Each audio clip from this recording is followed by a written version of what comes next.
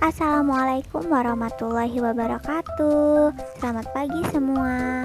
Perkenalkan, saya Intan Nursainingrum dari jurusan PGSD Universitas Sultan Ageng Tirtayasa.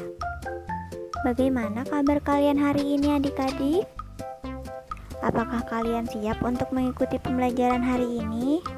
Pada kesempatan kali ini, kita akan membahas tema 3, peduli terhadap lingkungan, subtema 3, ayo cintai lingkungan, pembelajaran ke-1. Kita akan lebih banyak membahas mengenai peduli terhadap lingkungan dan makhluk hidup. Perhatikan teks cerita berikut ini. Perjalanan ke desa. Saat liburan, Dayu, Udin, Siti, Lani, Beni, dan Edo bersepeda menyusuri jalan di sekitar sekolah. Tanpa disadari, mereka sampai di daerah pedesaan.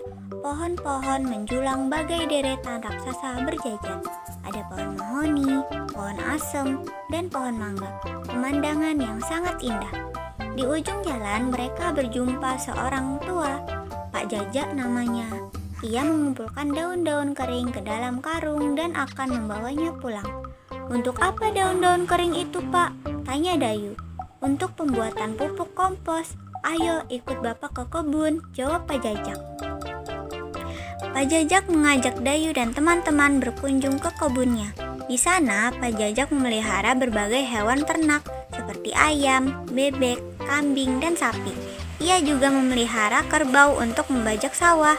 Pak Jajak bercerita bahwa daun itu bahan campuran untuk membuat pupuk. Caranya, sampah daun kering itu dicampur dengan kotoran hewan ternak, ditumpuk dan didiamkan sekitar 2 bulan. Campuran itu akan hancur menjadi pupuk alam yang disebut kompos. Pupuk kompos ini disukai petani karena murah, mudah dibuat, dan sangat baik untuk meningkatkan hasil panen. Jelas Pak Jajak. Jadi dari cerita tersebut, apa yang dilakukan oleh Pak Jajak adalah upaya agar lingkungan tetap terjaga sehingga sumber daya alam bisa tetap seimbang. Kebun Pak Jajak subur, panen padi melimpah, hewan ternaknya sehat dan gemuk. Hampir setiap hari Pak Jajak mampu menjual telur dan susu sapi. Sebagian hasil susu diolah menjadi yogurt yang enak dan lebih mahal harganya. Semua keberhasilan itu adalah hasil kerja keras Pak Jajak merawat tumbuhan dan ternaknya. Berdasarkan teks cerita tersebut, dapat kita petik manfaat dari peduli lingkungan yang dilakukan oleh Pak Jajak, yaitu antara lain, yang pertama, kebun jadi subur. Yang kedua, hewan ternak jadi sehat dan gemuk. Yang ketiga, hasil panen berlimpah. Yang keempat, lingkungan bersih, indah, dan nyaman. Dan yang kelima, hewan ternak menghasilkan daging, telur, dan susu. Adik-adik, amati gambar berikut ini ya. Coba, apa yang kalian lihat pada gambar tersebut? Iya, betul sekali. Gambar tersebut merupakan contoh tumbuhan dan hewan yang terawat dan tidak terawat. Apakah kalian tahu apa saja ciri-ciri hewan dan tumbuhan yang terawat dan tidak terawat? Berikut ciri-ciri tumbuhan terawat dan tidak terawat. Yang pertama, terlihat segar dan berwarna hijau. Yang kedua, bebas dari hama. Yang ketiga, tumbuh dengan subur. Yang keempat, dapat berbunga atau berbuah.